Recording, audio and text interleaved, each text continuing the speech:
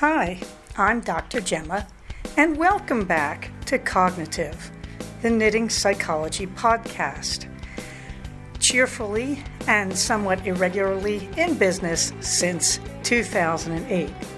Segments today may include what's on my hooks, needles, and spindles, a strategy, something I really like, put a lid on it, oh shoot, and blather.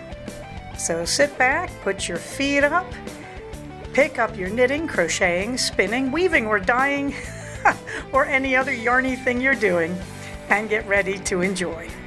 Well, hi, it's Dr. Gemma. Remember me? This is episode 217 of the new series of the Cognitive Podcast, and I'm calling this one the new normal, because things are not normal, but they are normal. It's getting weird up here on the mountain. All right. I say this will upload on January 25th, but I may release it sooner because I feel like it. What do you want me to say? I don't know when I'm going to have power, so I got to make hay while the sun shines, as Laura Ingalls Wilder used to say. Your comments are very welcome. Please feel free to comment on the blog or on our group on Ravelry. We've had a lot of good comments and a lot of good things in the last few weeks. I am sorry about, I think I skipped an episode in here somewhere. I missed a week or something. It's really hard to tell. Everything's fading into this blur of, do we have generator power or do we not? Is the house cold or is it not? And I have to tell you, I'm deeply grateful that I'm a knitter and a seamstress right now. Let me get into the warm thanks before I blather on about that. First of all, I want to thank the people who contributed to World Central Kitchen through the link I put up, and that would be our own DNA Price, Pearl Happy, Sarah H., and Too Many Hobbies Girls, and Hiker Thumbs in no particular order. And I want to thank them because I had never put up a charity on any of my links. I really have avoided trying to use Patreon or raise money or anything else, although I have to admit I gave in with the whole coffee thing. And I just appreciate that so much. I am deeply grateful to World Central Kitchen. I am deeply grateful. We have had so many helpers up here in LA County in the last 3 weeks. And World Central Kitchen has been awesome. They have been everywhere, on the spot, almost immediately. And I'm so deeply grateful to them for the thousands of meals they've given out. I'm grateful because it's just walk up and get a meal. They're just handing out food. There's no questions asked. I admit there are other groups that are doing good work that are gearing themselves more towards the first responders, and that's fine too. I don't mean to take a left-handed insult at anybody, but I am a big fan of World Central Kitchen, and I was deeply horrified when several of their people were killed while they were trying to work. I don't care what side you're on in anything. When I say that, what I care about is innocent people need help in these situations. I'm not going to get into those politics. I also want to thank my communities online. I want to thank my Reddit group that has been endlessly supportive. They are not related to the podcast. They are related to my painful woobles collecting and crocheting habit. I want to thank my community on the ground here in the region around the Santa Clarita Valley and northern LA County. And I also want to thank all my listeners to this podcast and the people who follow me on the various social media. Your support and warmth means more than I can tell you. You think, oh, well, what good does that do? It does a lot. When you're feeling very isolated, when you're feeling like this will never end, or at any minute, fire could pop out near my house, as happened in the first week, which was exciting, to say the least. You don't realize just hearing a voice that sounds normal in the middle of all the shouting and the fear is just a beautiful thing. So thank you, everybody, for the communal support. Then there's the individuals. I have to thank Sal Pal, who took me very seriously when I was talking about how do you get rid of all your extra pictures when you're doing the web cleanup that I've been doing off and on for the last year now. And she says, she saves all her knitting pictures on Ravelry. And so she clears them from her phone, and that's all. She doesn't feel a need to have them anywhere else. She says, well, if we lose Ravelry, ... Yes, I know, Sal Pal. It's a nightmare I've had too, because I love Ravelry. I think they are one of the most useful things that has ever landed in the knitting world. And it's mind-blowing to me that A, they never sold it for money, and B, it's still free for us as users. It's just a brilliant concept. And among other things, yep, they've got millions of my pictures too. I also do another thing with my pics. I have an account on a group called Chat Books, CHAT as in Thomas, B as in boy, OOKS. Chat Books once a month. I kick out, I forget how much, if it's like $8, and I get a little photo book from them. And I have just basically attached them to my Instagram account, and they have the right to download my Instagram pictures and print them in book form. I did this for my son. I wanted my son, who, when he was very young, was not going to have this concept, to have a running photo documentation of his childhood. We were older parents. We are older parents. I mean, I had him when I was 45. My husband was 46. And I really worry that he will have a significant part of his life without us. And I wanted him to have scrapbooks of that. And I'm not a faithful scrapbooker. And so I use Chat Books. I can go in, I have an app for them, and I go in every so often and I will edit like the next 6 or 7 books. It's 1 book a month. So if I go in and edit 6 books, that's half a year. And I will delete all the extra things like, here is the toe of the socks I am making. Here is the toe in the instep if I'm doing toe up. Here is the ribbing at the top. Here is the ribbing and 3 inches of the leg. You know, I get rid of all that stuff. But thank you, Sal Pal. Turbo Gal also checked in on this one. And she has a really good solution here that warms my cognitive behavioral heart. She reviews her pics every month. She deletes what she doesn't want, and then she puts the others in labeled files for easier location later. I really admire that. I think that's exactly the way I would have liked to have gone, and I never have made the time to do it. And there's no excuse there. It's just a reality. And I have them all saved on my 4T drives, and I really plan, I'm not kidding you, Turbo Gal, I think you're so right on with this. I will be going through all of those when I retire. That one of my first jobs when I retire is to finish severing myself from the internet cloud and backing up everything one last time, and then I'm going through those 4T drives and organizing, and that will probably take me months. But I think that's a great idea, and it probably will. If I were doing that, that would be saving me a lot of time in my later years. Let's be honest. I think it is a great idea. And then there's Cathwood. I really like it when I hear from Cathwood because I don't hear from her. Well, I don't hear from anybody as often as I'd like. I'd like to hear from everybody, you know, once every 2 hours because I'm that way. But I really like Cathwood because she will chime in occasionally with these very long and thoughtful comments that are always helpful. And she had some really good comments first. And I am deeply grateful for this. The Vibram 5-finger running shoes still exist. I thought they were gone. I am not sure why I thought they were gone, but man, talk about feeling grateful. And so I am now, if you hear clicking in the background, it's because I am finding the link to find them for you. And I just think these are really great shoes. Now, I did not feel the need to use them after a certain point.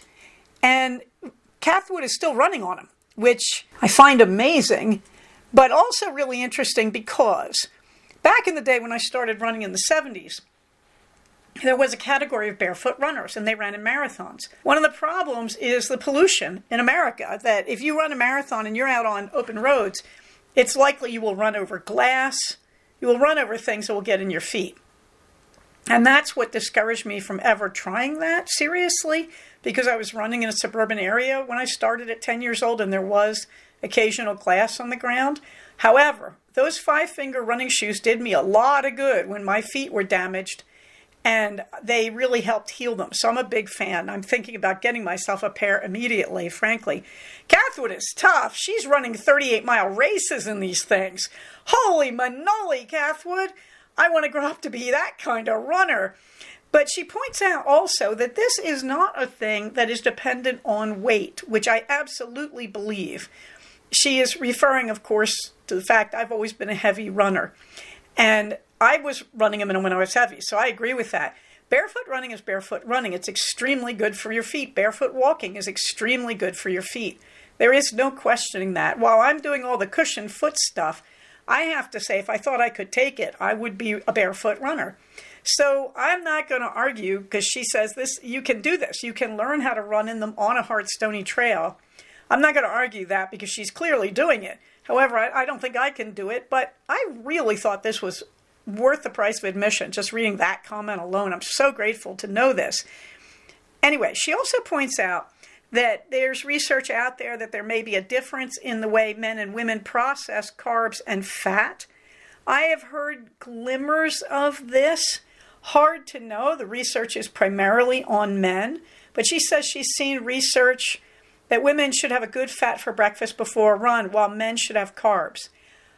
I can't speak to that. When I was a carb eater, I used to eat a banana before I ran, and it made a big difference for me. That's probably the sugar, though. Bananas are pretty fast absorbed sugar. And now I don't need anything before I run, but I prefer to drink a protein shake that has heavy whipping cream in it because that's good fat. So it's hard to say because now I'm a fat burner as opposed to being a carb burner. So she says there's research out there, and that could probably be looked up. I haven't seen it yet, but I'm sure it will show up. I hope somebody starts to validate it and it shows up more popularly. There's always a shortage of research on how women process things differently than men, believe me. She also points out that I had said Amazon isn't likely to take back your books, and she said, yeah, but she actually did lose her Amazon Music, and this is one of those sit up and take notice moments. They changed their policy from Amazon Music being free with Amazon Prime to Amazon Music has to be paid for separately, which I agree with. I have also seen this, and I do pay for it, and I do think it's wrong to do it. Anyway, so what they did, and I also have experienced it and haven't really paid a lot of attention to it, but she's completely right, and I've had the experience too. They leave the music you bought visible to you, but you really can't play it when you indicate it, even though you've paid for it. She says at this point she ended her association with Amazon Music. I don't blame her. I'm still with them. It's just the easiest solution for me. But she is making a very good point because I have a huge library and I have a hard time accessing it. So yeah, take this in stride that Amazon did yank back Amazon Music. And that may be a good reason to start loading everything to your Kindles.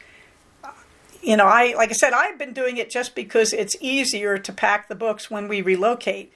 But now I'm looking at those Kindles in a whole new way. Okay, so thank you, everybody. Amazing, amazing experience with all the kindness in the last fortnight. And meanwhile, back at the rest of the podcast. So what's on my hooks and needles? I haven't finished anything. I haven't really worked on much, and it's not going to sound that way because I suddenly went crazy with making yarn on my electric eel wheel. So take it in stride. If things were normal, I probably would have finished the Vestuary and finished or come close to finishing the Sweetheart. But, just take it in stride. We've had a really interesting few weeks here. In the stash toss, 7 skeins in. These are hand spun, except I found 2 skeins of a beautiful indigo dyed purple worsted weight. And I'll come back to those when I use them. So I added 7 skeins to the stash this week. Some of them are not yet actually finished and skeined. Well, they're skeined, but they're not finished. They're not washed and all that. But we have 7 in. I'm going to count them in. And I did finish the Morro Bay Merino at last. I noted that I started that in 2021. So I have 2 skeins of that are sitting around waiting to be finished. And I will get back to what I'm doing there under Dizzy Blondes, but it's been a very good spinning week. Spinning is amazingly easy for me to do right now because, yes, it takes energy, so we have to have the generator running most of the time, but it's low energy and it's very soothing and it's immediate. So I have been doing more spinning than knitting. Also, it doesn't matter if my hands are a little cold. Doesn't that sound pathetic? You bet. But meanwhile, I went back to my blueberry waffle socks in Blue Iris. That's the colorway. This is, I believe, Ba La Jolla. And I had put these to the side and didn't mean to work on them. because I was using the sleeves as my sock knitting, the sleeves of the Sweetheart. But one time I had to go out and I was at a place in the sleeve where I didn't want to take it out of the house. I was afraid I'd start losing little bits and bobs hanging onto it like needle blockers and whatnot. So I did get myself through the 2 inches of rib on one of the Ba La Jolla Blue Iris socks and looked at it and said, I really want to try this in Blueberry Waffle. This is just such a insanely beautiful colorway. And it would be beautiful just plain, but looking at it as it was forming up in the ribbing part, I said, no, I really want some texture in there. It's very dark, and I just wanted blobbiness. What can I tell you? I haven't touched the 10 square bag or the lakeside cardigan. Vestuary I haven't touched, but I am on to the armholes. Then I'll go back and do the neckline, I think. The Romule sweater, the Sweetheart, is going delightfully. I finally got back to it a few days ago when we got our power back. And I thought I had finished the second sleeve, but as you can see from the second picture, it's about 8 rows shy of the first sleeve. So no, I didn't. And I'm always going to err on the side of making sleeves a little too long because I have arms like a gorilla. I have big shoulders and long arms on my short, stumpy torso. Thank you, my Italian grandmother, for that torso that's straight out of the D'Ambrosio family. But anyway, yeah, I always have to go long in the sleeves. Enjoying this enormously, and I'm getting so close that I can taste it to the moment where I line up the body and the sleeves and I just do one big crazy row all the way around it, and then I'm on the yoke. And the yoke, this is where it gets fast, I hope. I mean, the yoke is something like 30 rows, and then you do the collar in ribbing, so oh, I can taste it, man. This is so different, doing one from the bottom up. One of the things I've learned is you do have to pay attention to lengths if you don't have the standard, I don't know, chain store body size. And so, yes, I am paying attention to my schematic on this. A little nervous about that, about the body especially. But hey, I haven't started the yoke at any moment. I can just add rows if I want to. So, you know, this is going to be very, very interesting, and hopefully it's going to give me a schematic for bottom-up sweaters, which is kind of a nice thought because I'm really looking forward to this one. This also led to me stash tossing today, and I found a lot of white yarn, which is what I'm going to use for the contrast for the hearts. And that was good too because I decided I wanted to find any stash I have for spinning because I'm really getting serious about get through my spinning stash. What does that mean if I get through my spinning stash? Darned if I know. Darned if I know. I don't know if I'm going to give up spinning. Somehow I suspect not because I really recently replaced my eel wheel, and I think that would be a bit of a waste of $300. I've had very uneven results with Maurice's wheels. I have to be honest here, but I have to admit, when you get a Nano and it's going, it's so portable, it's just laughable. And the eel wheels are just really nice, light, and easy to work with, easy on the hands, easy to manipulate. He just came out with a folding wheel that is not 3D printed. It's actually, I believe, mold cast plastic. So we'll have to see. I did not get one of those because I just recently bought the new eel wheel. I have one problem with the eel wheel, and the new wheel addresses it, and that is it's too big for most padded carriers like lunch boxes that I use for the Nanos. So I can see why he wanted to make a folding wheel. But I don't know if I care enough. If it has a stronger motor, and it allegedly does, that I actually would care about. We'll see. We'll see. That's down the road. But anyway, I stash tossed, and I found a few things I can spin, and I'm deeply, deeply happy about that. I feel like there should be more, but we will find out. At any rate, I want to crank through my spinning right now because I have to give it up in the warmer weather when my allergies heat up again. What else? The quilt squares, they got put on a halt while we were struggling to get power and internet. So I'm back to them, and I'm working on 11 more. They just keep happening in groups of 11. There's no particular reason for that. But I did finish the 11 I think I was talking about last time. At any rate, I've got 49 finished squares out of 100, and I'm working on 11 more that should take me to 60. It's very exciting. I mean, there's just this big heap of squares sitting on my love seat as I talk to you. It's very, very exciting to get this far.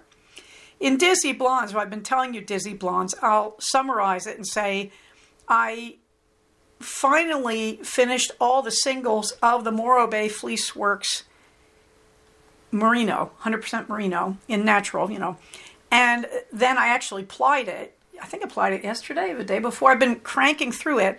And into it, I plied my Minerva spun. I plied some old Eleanor spun. And I think that's Eleanor. It's hard to even know, but I think it's Eleanor spun. I don't think I've got any Queenie, so it's all I can think of. And that's one skein. And that will, if I make a sweater, that's probably going to be down around the hem as a kind of contrast in the ribbing section. And then I have another skein of the pure stuff. Came out very thin compared to the other skeins. So I'm going to finish it and then have a look at it and see if I just want to use 2 strands of it. But anyway, I have cranked through that stuff. And then I found this ages-old sliver of silk merino from Carolina Handspun. And I actually just sat down and booked right through it. So it is actually now spun into singles and most of the way actually plied. We'll see how that makes the podcast on the next episode. I am doing this on the electric eel 6.1. I did some of it on the nano. I've been struggling a bit with my nanos, but I did decide that I should get them better storage. That one of the problems I've had with all of my wheels from Maurice is not his fault. I let them get full of dust in the engines, and I don't think that's helped them. I blew them out with the canned air you use on computer keyboards, and they started working much better. I've been oiling parts on them. So, I finally said maybe they'll work better if I don't let them accumulate 6 inches of dust inside their gears. So I am using these padded lunch boxes that I got on Amazon, which I think I've put in other episodes. And so they are packed up now and stored in the walk-in closet. And I am just down to using the electric eel. Now, I have a beautiful Ashford wooden-based electric wheel that I got in a trade with our own wonderful Lexicom. And that's out in the living room, and it's kind of buried behind things. It's got stuff on it, too, that needs spinning. And so I need to get back to that, and I need to ply that up and also wash it and clean it because it's very dusty. And I want to see how that wheel is going. That is a superb workhorse wheel. It would be impossible for me to complain about any product I've ever bought from Ashford. They do high quality stuff, and I'm a big, big fan. And so hopefully I will relocate that into the study, and that's going to become my main workhorse wheel, assuming I continue spinning. Will I stop spinning? Don't know. Don't know why I would, except right now I don't have any fiber, and I don't have any place to get any fiber, which I imagine is going to take me back to some of the shows when they return to Southern California. Okay, meanwhile, strategy. Well, there's only one strategy you can have right now for us, and that's keeping everything normal through low-level disruption. This is one of those things I learned when I treated patients for workers' compensation and when I evaluated it for the state of California, that when things go off kilter, you have to try to maintain some kind of normal. Now, I am not preaching. If you're listening from the area of Los Angeles County and you've been involved in the fires, please don't hear me recommending you do anything. I want you to get the help you need. And being normal right now may be just simply impossible. I am not in that situation, but I am not going to judge anybody else who is, because losing your home or being forced out of your home in an evacuation is so disruptive. I am not talking about that category. That's a whole different level of stress. And I'm not going to go there right now for a very simple reason. I am stressed about the disruption I have. I can't give good advice in my current situation. It would not be reasonable and possibly not all that ethical for me to start saying, here's what you should do. There are other people who will give you that advice. Go to them. That's what you should do. If you're me, our situation is more, we are losing power routinely. We are here on Monday, the 20th of January, 2025. We currently have no power. It was shut off this morning. It may be turned on sometime after tomorrow evening. This is getting normal for us. Last week we lost it from Sunday night to Thursday afternoon. we're going long times here, losing it. It has been funny in some ways. I have been getting pursued by the solar power salesman. I finally said to one of them, look, I really can't do this right now. I can't do the research I need to do, and I don't have the time for you because I have a lot of people in crisis on my caseload, and I'm running around doing parking lot therapy when we run out of battery and generator, which really embarrassed the poor guy, but he was very nice about it. But, the reality is, when you're in this kind of state of disruption that I'm in, okay, so you've been hurt on the job, or, but not seriously, enough that you're looking at going back to work. If you're in this situation I'm in where we lose power, we get power, we keep using our generator, we lose internet, we get internet. One of the things you want to try to do through situations like this is maintain as much of your normal routine and schedule as you can. That sounds contraindicated. I mean, a lot of people during the quarantine, there are all these therapists saying, do what you need to do. Don't worry about maintaining the normal. That's actually not very wise unless the disruption is extremely severe. Again, not talking to you if you live in LA County, not talking to you. Okay, please keep breathing and do what you need to do and find a therapist who's not me, who's not having problems right now, who's in one of the areas that's been fairly stable and hasn't had the energy disruptions. Okay. But with us, these are not serious disruptions. These are longer term inconveniences at the worst. And I was getting a little freaked out the first week. That kind of wigged me out a little bit. Now we solve those problems. So, the deal is to try to maintain a schedule, to try to maintain a routine. Now, when you maintain the routine, you will notice it's not your normal. Like, I like to bathe instead of shower. Well, I'm not going to explain why, but we're only getting about half the hot water we normally get. So I don't get a big bathtub of hot or even warm water. I get about 2-3 inches of it.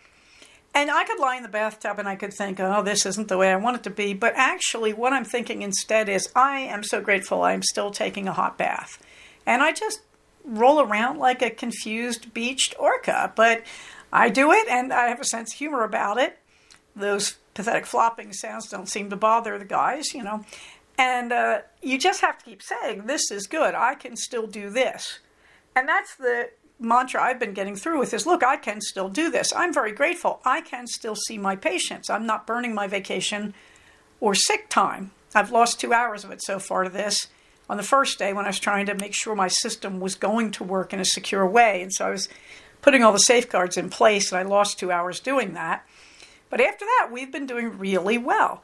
And, today we knew we were going to get shut off. So I cranked up the Instant Pot and then said, what am I thinking? This is a 3-hour recipe because it's a long-term sort of pulled beef recipe. And then I said, we have a generator and I am going to make food to last. So I am cooking off and on with our generator running. Although I don't need the generator for that. I can actually just light the stove because it's a propane gas stove. But anyway, I am cooking and putting stuff aside in the fridge so that however long this latest one lasts, we have food set aside. If we have to evacuate, we have food set aside that we can take with us to a hotel room.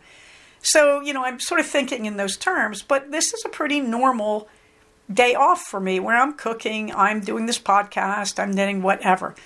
And, you can walk around cataloging what's not normal, or you can walk around cataloging what is normal. But the thing that's going to help you emotionally is to keep the normal in sight, how normal everything is, how I am able to have fun, to enjoy myself, to relax, to be warm, to be safe. So, the whole thing is when you have this kind of disruption, not major stuff, but a kind of low-level one, you have to try to stick to normal and stick to your routine. So, yes, I would love to say, I need all this time off because I'm so disrupted. Oh, I don't want to go to work. I don't feel like I can be there for my patients. No, that's wrong. I feel great being there for my patients right now. My patients are snapping me into the normal. When you start talking to a patient, if you do my job, you can't be in your own head. You have to be in their head. You have to think what they need, and you have to follow their narrative. You're not thinking about yourself. And believe me, that's a relief at times like this, to just say, I'm living in their fairly normal world and everything is okay. And, they still need to do things that they need to do and they need the help they came to me for. That actually is kind of refreshing to bring yourself out of your head, out of your own problems or your own concerns and into somebody else's normal. It's really just a relief. Okay, so the strategy is when things are disruptive, try to maintain the normal. And that actually has a lot of research behind it, and I have found that over and over again, including in my own workers' comp situation years ago. I found this to be true. So you want to maintain your normal. You want to maintain your normal schedule. You want to maintain your normal duties as much as you can, your normal routines as much as you can, because that is going to reassure you that that normal is something that comforts humans. Okay, moving on to, shoot, nope, I can't even run because the air quality is so bad. Heaven only knows when I'm breathing. The good news is the winds, well, good news for me, the winds are blowing from the north and northeast, and that is through us and then towards the fires. So not too much bad air quality. There was one sad night. I was coming home from grocery shopping and I looked on the horizon and I could see the glow. And I believe, based on the direction, it was a Palisades fire. And that's a kind of broken-hearted moment, I have to say. But it was also a reminder that these things are real and that I have to be careful because I have asthma, because I am older, what I'm breathing in under duress. So I have not really been running. I am looking at my bike desk and thinking, yeah, but again, I want to be careful what I breathe. I'm running air purifiers pretty consistently. Well, that was a drag. Meanwhile, I am about 50 or so days from the Cupid Dash. We'll see how that goes. And my other races you can see in the show notes. In the fluffy books, well, my goodness, I've been booking along, quite a lot because I'm not going on the web at night before bed. I'm actually just continuing to do Yola Boca flood type logic where I read books and I knit before bed or crochet, but I don't want to lie in bed and be on the internet in any form. So I finished the Starfall Point trilogy, the last book being Never Been Witched by Molly Harper. These are very lightweight. They're fun. They're easygoing. No big dangers. Thing you should know about Molly Harper, she's great at setting up these seemingly apocalyptic situations and then solving them in one easy solution that was in front of you all the time. It's really okay. It's not this kind of crazy red herring stuff. It's just the way she writes. So the Starfall Point trilogy is very light. It's very easy to listen to when you're lying in bed at night trying to fall asleep. But I did listen to the last few chapters while I was awake and knitting, because when it gets too exciting, you don't want to be falling asleep to it. So I moved on to her next trilogy, or the next trilogy I found, which is called Sorcery and Society. And the first one is Changeling, and it's an interesting set of books. It's a lot more intelligent, frankly, than the Starfall Point trilogy was. Now, she says she's writing another trilogy about people in Starfall Point on this island in Lake Michigan or Lake Huron or wherever it is. That'll be nice. That'll be fluffy, I'm sure. But actually, the Sorcery and Society is a little more serious, a little more intelligent. And you can't deny that she has read Harry Potter. But to be honest, it's not borrowing from Harry Potter. It's more like she's thinking about Harry Potter. And a lot of people have done this and written very different series. But I really have to say, I think she's writing an intelligent set of books that are about girls forming friendships, which is nice instead of, girly competition and all that stuff. And these are intelligent. The heroine is really likable and deeply moral, which without being any particular faith, like I don't feel like I'm being preached at, let's be honest here, by some Christian nationalist author. I'm not sure it's particularly Christian since it's about a bunch of witches, to be honest. But I really, really like it. It's an alternate universe where the magic people just took over, seemingly around the Edwardian period. It is set in Great Britain with a slightly shifted geography. I don't remember Coventry being in Scotland before. But at any rate, it's just kind of intelligent because you can see her reacting to the logic of the Harry Potter series. First of all, saying you don't have to have a boy at the center. Secondly, talking about the British school system not being co-ed at the private school level, and considering how class comes into that. She integrates the books without doing it heavy-handedly. She just points out that in the world as reconfigured by the magic people, why would you have nationalism or why would you have racism? It's really kind of nice that way. It's like Bridgerton, where they just do it and they sort of say, because we did it, and examines it less closely than some of the Bridgerton work has done. But still, I mean the television Bridgerton, not the books. Okay, but she's thinking about young women and their friendships and the way they make alliances and the way older women make alliances, particularly in a restrictive pseudo-regency, even though it's technically Edwardian society. She's writing like she's writing in the Regency, except they have Edwardian kinds of tech. So anyway, I like the heroine. I like the way she's thinking. I like the way she's struggling with the morals of her position as a changeling. And I'm not going to tell you all that's going on there. She's not strictly speaking an elf. We're a fairy. Go read the book. But I like it. I like the thoughtfulness of it. I like the sort of, we are in school and we form these alliances and we relate to other students and to men in certain ways. I admit in the second book, I'm on the second book, Fledgling, I think it's pretty daft that she doesn't recognize what has happened to the bad guy, because she's giving us broad hints that we can all see it. And it's hard to believe that the protagonist is missing the obvious here. But these are good books. Fledgling, the second book, I'm at the last chapter of it now as I record this. Nice buildup of suspense. And again, the rescue, you go, shouldn't that have been harder?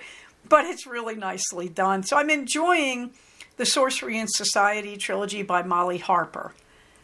It's not what I would call hugely challenging to social norms or intentionally thought-provoking and challenging, but that is there, and it's intelligent, and I'm enjoying it.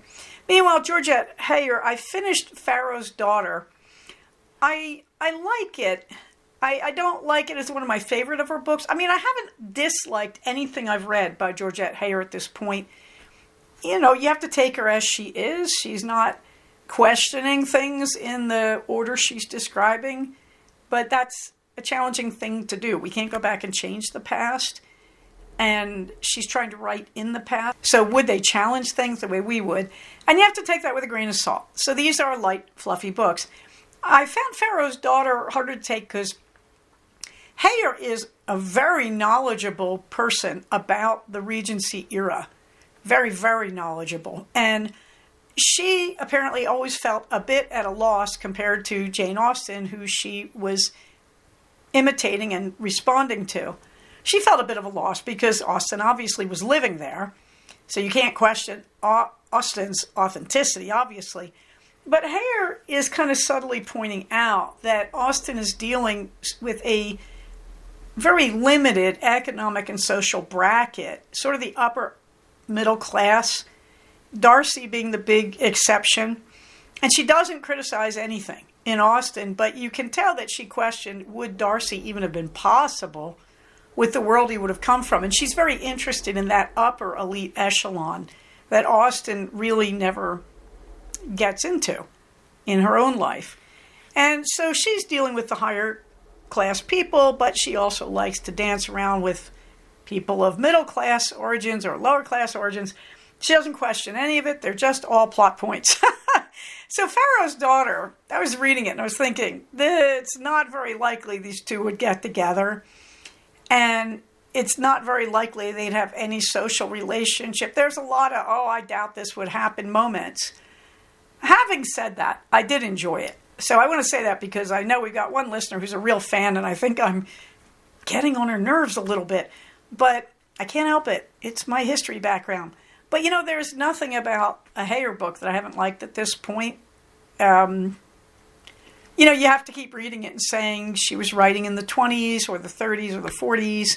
This is how they talked. Like, you do have to keep swallowing that pill, and it does get annoying. That's why I went over to the Molly Harper books, because I needed a break from this sort of casual classism, racism, sexism, But Anyway, I moved on to the toll gate, and I'm listening to it at night because, like most hair, I'm happy to fall asleep to it. It's not too threatening, challenging. It's fairly lighthearted, heads to a happy ending, And I'm enjoying the toll gate more than I expected to. Here's another unlikely plot, but it's just interesting. Actually, I have to admit, I'm interested in the whole concept of a toll gate, like what that is and how that functioned. You don't hear about it a lot. Even though, yes, I grew up with the Pennsylvania Turnpike, which is clearly a descendant of that. At any rate, I'm enjoying it. I'm on the toll gate, and it's, one of the strong, silent type of heroes, except he's not silent. He's kind of sometimes loud and obnoxious. That may very well be the narrator and his style of voicing this character, but I'm enjoying it. Speaking of enjoying, something I really like, found a wonderful graphic on the internet and I posted it. And this is the pyramid that represents the low spending hierarchy of needs. And it really is a consideration of how you will spend your money if you're trying not to spend. What is a reasonable proportion? And so, at the very top, you have buy new things, the little tiny point. At the very bottom, you have make do and do without. That is, use what you have or just don't do what you wanted to do. I'm not going to belabor this. I think it's very worth blowing up or downloading and having a look at it. If you're working on your finances, or if you're me and you're suddenly really guilty at the later years of your life about the way you've been tossing stuff in landfills with very little thought all your life, this is worth thinking of. But if you're a crafter, it's kind of validating that we really have gotten away from people having skills, people knowing how to mend and how to fix. Now it's kind of a bougie thing, I'm going to mend my own clothes. Look at the creative mending I'm doing. It's something that we should have been taught in school. When I'm calling it bougie, I mean, here I am in the middle class. I have enough free time that I can investigate how to teach myself how to mend things. That's embarrassing, kids. We should have been learning this from our childhoods. In my childhood, my Depression-era parents really considered it a mark of their success that they didn't have to do that. That was something that was painful from their childhoods, having to wear obviously mended clothing. And so I'm not going to judge them on their point of view there, but I don't want to be that. I kind of hark back to my Amish ancestors. I like the idea of using scraps, as you know, and trying to use up what I have rather than spending on stuff. And these days, frankly, if we're looking down the throats of tariffs, I think it's everybody under $360,000 now under Trump's plan. We're all going to have tax increases. And the people over that have tax drops. They have tax cuts. I'm not, I didn't vote for this, but it's there. But that's the plan that's in place right now, that for some reason the lower and middle classes are going to pay a higher tax burden and the upper classes are going to have their tax burden lowered. So, when we're looking at this, the time has come to save money. And so there it is, the low spending hierarchy of needs. Meanwhile, I'm put a lid on it. I've pretty much told you that. I'm not really doing anything new, but what I am doing is I'm cooking foods that will last a few days and can be eaten cold if we need to. One of the happy things about that, I made the redundant tomato sauce. And, I pulled out 2 pounds of ground beef and put them in the slow cooker and put it on high and added a jar of, I think it was Newman's organic tomato sauce. I was really pushing, I was really rushing. And I put a can of chopped tomatoes and a can of organic tomato sauce from Thrive Markets. Put that all in, and then put in a brick of cream cheese. I know all my Italian relatives are screaming in agony in my imagination right now. And I put in about a pound of shredded fresh Parmesan. And I stirred that all up and cooked it. Okay, my son comes home, and my husband, he just won't eat this. I don't know what's going on there, and I don't ask. My son comes home and says, boy, the house smells great, which it will do with this. And anyway, we ended up going to the local market and getting him a pound of pasta. And for the first time in my home, my son had pasta, and he had the redundant tomato sauce. He went through it like a house on fire and kept saying to me, you could make this again, Mom. This is good. You could do this again. Mom, this is good. how did you make this, Mom? And so I realized I have to do up a recipe card and put it in his recipe card file. So he has it. So that was really nice. But yes, I've got some of the cold salmon soup in the fridge. Yes, I've got some of the redundant tomato sauce with meat in it in the fridge. I have pasta I can eat. It's a keto pasta. So I have that every few days because I do think it brings up the carbs. But it's okay and it goes well with it. And I just made a pot roast. I just found that we have some left over that's going to go to the doggies. We are rolling in, not literally, turkey broth. We just got a new turkey that I bought as an add-on while I could. So we have another organic turkey in the freezer. So I'm just cooking foods that will last a few days. This is my Italian heritage. When in crisis, make food. It just makes me feel better. The tea tastings, yes, I'm still working on it. I'm getting there. Right now, I'm up to days 13 and 14. Day 13 was the self-care herbal. And I've done this before. This is just a really delicious thing. Day 13, the self-care blend. Honey bush tea, elderberries, peaches, apple pieces, marigold, apricot essence. Now this is a little different from their other healing herbal teas. This has elderberries in it. Elderberries are just sort of good for what ails you. And that's what they're going for here. And so this isn't so much something for a sore throat. You could. But this is for when you've got flu or when you've got any kind of illness that's hanging on. I like this. I like the flavor of this. It's not strong and gingery like their other health-oriented teas. It's just a nice solid tea to have when you're feeling low. I definitely would consider adding this one to your home collection.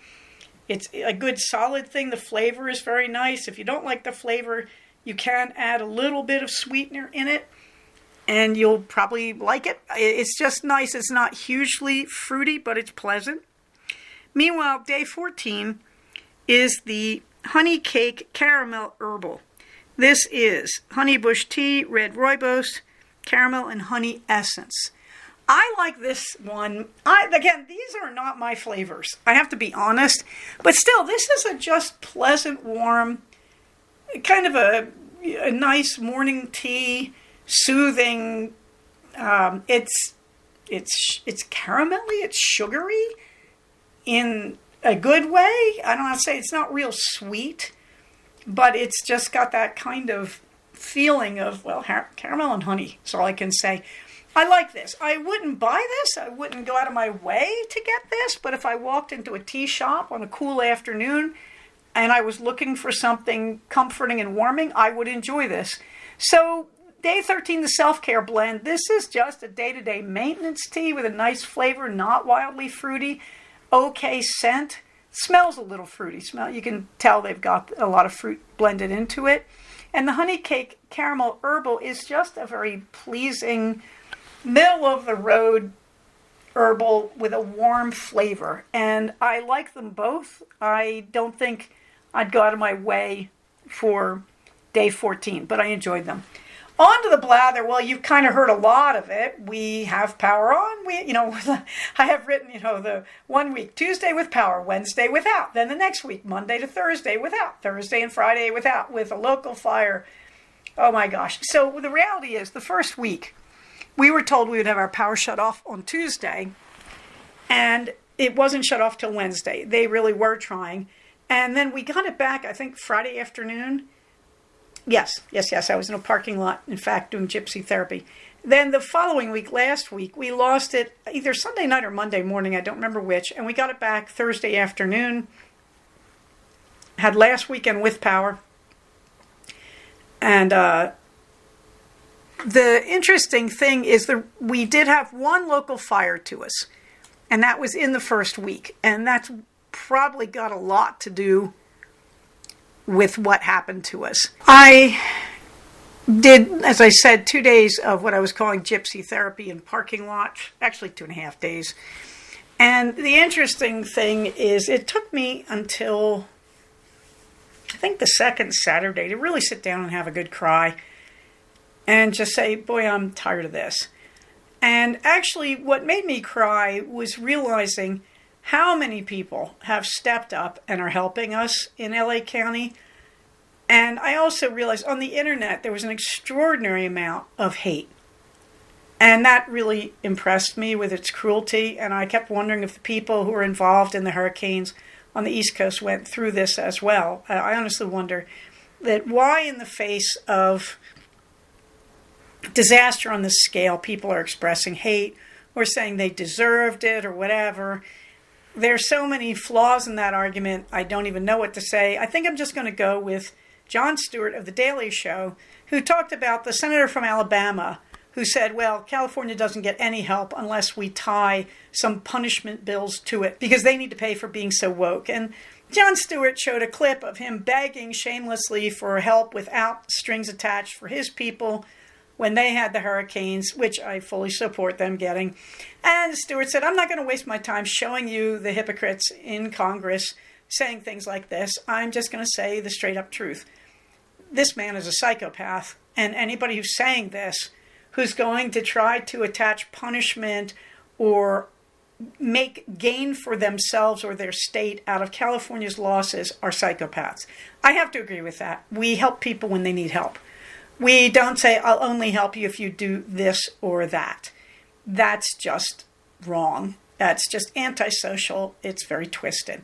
So, that was very hard, and I had to keep refocusing on all the help. And the help has just been mind-blowing. Mexican firefighters, Canada, because certain people, I will not mention their names today especially, were saying that we should invade Canada. 2 weeks ago? Canada, why they even showed up, why they didn't just stand there and point and laugh, except they kind of know who we are, who California is. And the same, I want to thank the Mexican firefighters because they've just been handed so many insults from our country, and I'm so grateful to them for their kindness. And yes, other states sent fire teams. My beloved Washington State sent a lot of firemen. Thank you. Oregon. Other people in California, their fire departments came. I'm so deeply, deeply grateful for the help. It's been astonishing. I've already mentioned World Central Kitchen. So many charity groups. And of course, there are scammers online trying to make money off it. But I did finally sit down, and I was just going through a string of posts from fire departments who have come to California to help, and I found myself crying. And then there was the guy who, he couldn't find his 2 dogs. He came home from work, he had to evacuate, and he found his property was in the evac zone, and he told the fire chief he was looking for his dogs, and they found one of his dogs right away, and they couldn't find the other, and he was all broken up, and he came back the next day, and the dog came to him. He was holding one dog, and he was calling the name of the dog he was holding, which I thought was interesting. He's kind of counting on the missing dog's jealousy or something. And the missing dog came, and he just had such a deeply, deeply emotional response. And I think he was the one who finally brought me to tears.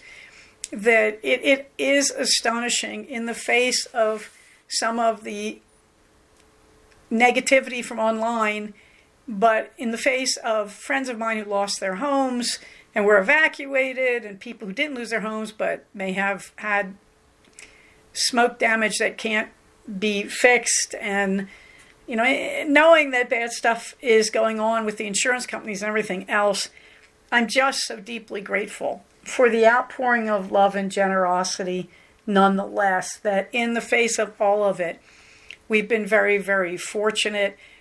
There are myths all over the place. I think I helped to propagate a myth. Apparently, we didn't redirect money from the fire department to the police department. I hope that's true. That's what now the authorities here are saying. And I apologize because I think I promoted that online, and that was rather silly. And I apologize. I should have checked on that. In the meantime, the myth about everybody in California is rich and they can afford this. No, we're not, and we can't. Altadena especially is heartrending. That's a middle-class town, guys, that's not loaded with rich people. But Palisades and Malibu have their middle-class people. Hard to believe, but true. So, in the face of all this, I'm really, really deeply grateful for the amazing amount of help. We are on stall on the solar power project. I have a lot of questions to ask, but also I just needed to kind of stop and get through the time we're in. I was going to have the junk ferry come out, but there was a real chance our power would be out when the junk ferry showed up, and there would be other problems, and so I just said no. So we haven't got the junk ferry, no 1-800-JUNK for a while. Again, I have to put everything to the side and just get through this. However, having said that, I did do the candle pour yesterday. I'm really pleased about this. Got 28 candles out of it. I had about a pound of waste wax in my pouring pitcher, and I bought 10 pounds of soy. I got through about 9 pounds of the soy and the pound of waste wax, and I did not use scent. And I'm really glad that the first pound where I was going through the waste wax and putting it in the bottom to stabilize the wicks and all that, the scent was really annoying to me, so I just decided, let's have some plain candles. Now, last night I found myself standing in front of this row of candles and sniffing and wondering why I couldn't smell anything. Well, okay, I'm not the sharpest pencil in the box sometimes. I was tired at that point. But it was a very, very satisfying candle pour. You can see the process. I did it a little differently than I've done the previous 2 times. First thing was, I spent one day at Thanksgiving, you may remember, emptying wax into the waste wax candle pitcher. And that was a really good thing. That took a lot of the time out of this. I still had about 6 candles left that had wax remnants that I'd used since that time. So I cleared them out and put that into the waste wax, which came out a very nice dark pink, lighter red. And so that was good. And that was poured into the bottom of all the containers just to stabilize the wicks. The other thing I did was the day before, that is on Saturday, 2 days ago, I just put all the candles out and I put the wicks into them, and I just checked them to see if they were usable. I only had to toss one little container. That was very satisfying. And the others I was able to reuse. And so I put all the wicks in them and glued them in and stabilized them and all that in all the good ways. Yeah, I used stickers actually. Double sticky circles that you can get that are really useful for this. So yesterday, all I had to do was melt the wax, review the instructions for melting wax. I had 4 different sets of instructions. All of them used different temperatures. So I just did my best with it. Anyway, and I really just spent yesterday afternoon when the boys were out of the kitchen, I started melting the wax and doing pours. And it was pretty continuous. Only when I got to pour number 9 out of 10 pours, I think, I had to wait for things to harden up and solidify a bit. You really try to rotate your candles through and let them harden before you add more to them. One of the things I did was I learned more about the color chips and how they work. So yes, if you have a dark color in your wax melting pot, you pour it out and you really empty it out as much as you can into the candles you're making. You can actually put a light color in then with a pound of fresh soy chips, and it won't come out that darker color. You really will get the light. So I used hunter green in one pour, and then the next pour I did white, thinking, well, I'll get rid of the white chips. If it comes out pale green, that's okay. It came out white. Worked very, very well. Took the color very well. Weird problem, the handle melted off my candle pouring pitcher. I've never seen this happen before. I don't really know why it did this, but it melted right onto the stove, so I had to use 2 asbestos mitts, heavy-duty fireproof mitts. You can see one in the top right picture there. It's the second picture in from the candle pouring set. And I had to use those to pour it for the last 2 pours.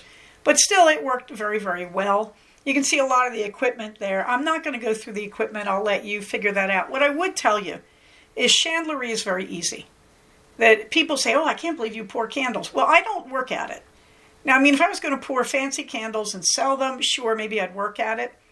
Although, actually, it's not that much work if you decide to keep your candles simple, put them in containers, and just give them one scent. It can be very straightforward. However, this time around, I was mixing colors. I was having a lot of fun. I didn't mix them with each other in the melting.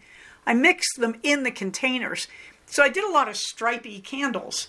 And I really realized I hadn't thought the color choices through very well, but I kind of enjoyed this. There's a lot of green because I like green. So you can see I used a fuchsia, a cranberry red, and green, hunter green, and you can see how that came out. You can also see the differences. In the last picture, the candles haven't hardened off, And you can see how dark red the melted red looks. That melted red is actually not a cranberry red. I think that's fuchsia, which comes out as that pink you'll see in the third picture, the second to last picture. And so I really had an interesting time making stripy candles in my glass containers just to make them different and pretty. And I didn't use scent. And I liked the way they came out. Now, this is part of my philosophy. I had a list of bigger projects I wanted to do over my Romeo break, and I didn't really do them. And so I did some of them. I did a lot of them, actually, but there were some big ones left. And so one of the big ones I didn't do was the candle pour. And so I am trying to get through one major project every weekend, but little things keep popping up. So this was a great relief. So I have 28 new candles. I still have probably about 6 or 7 from the last pouring in the end of 2023, the beginning of 24.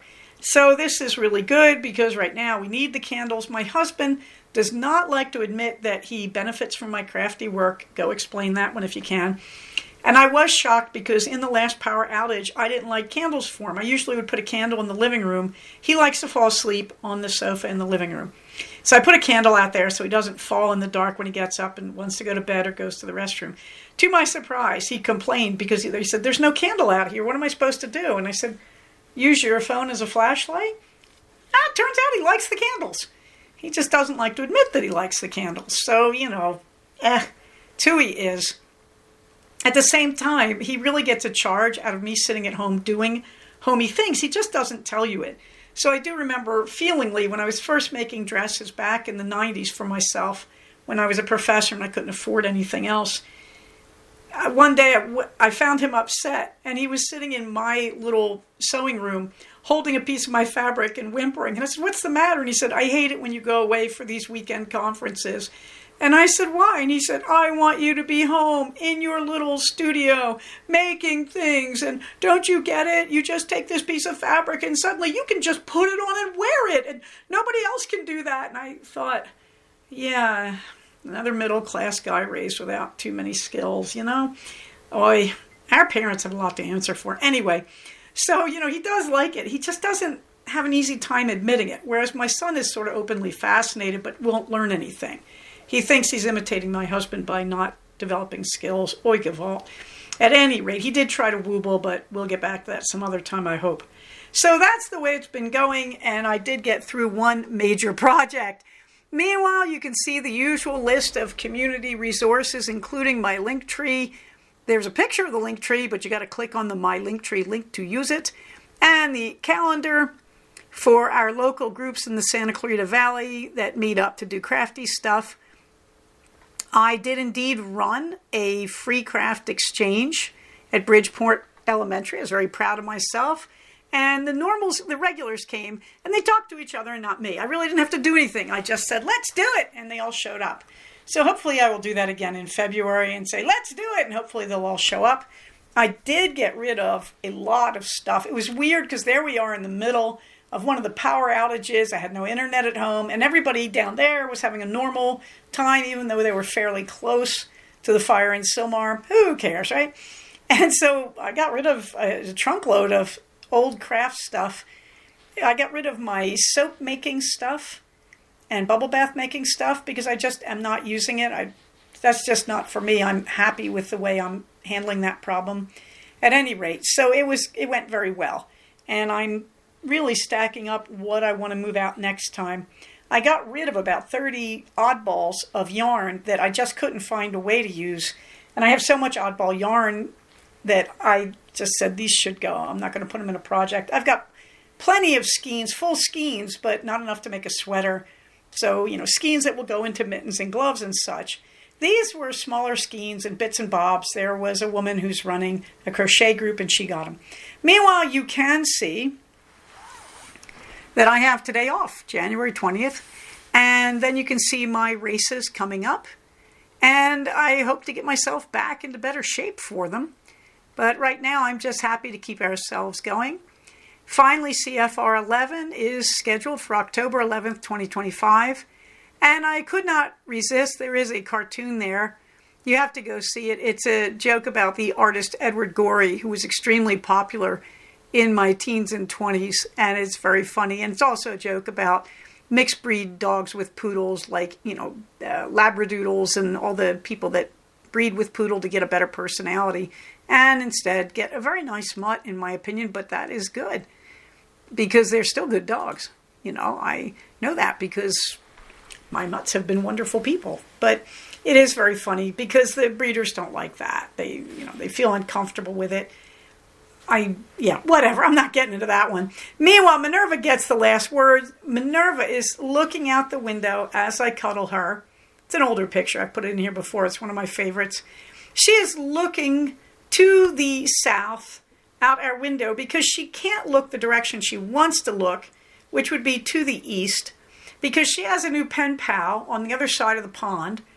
And she is so happy about that someone actually thought she was beautiful. And I'm not going to say names because I don't have permission for that. But we want you to know, little A, that we are very grateful to you for your appreciation of our Minerva. Minerva, of course, wants you to know that you have exquisite taste in people to love. And she is happy to be your photo pal and pen pal. So she is having a happy time. Right now, she is bathing herself on the floor here in the corner by the bed that she refuses to sleep in, but she sleeps next to a lot. And we are all happy here and quiet. And I can hear the generator purring away. We do have internet. I'm not using my Wi-Fi right now. But the generator is purring and things are good and the house is warm. And I have a pot roast that is happily on warm in the Instant Pot.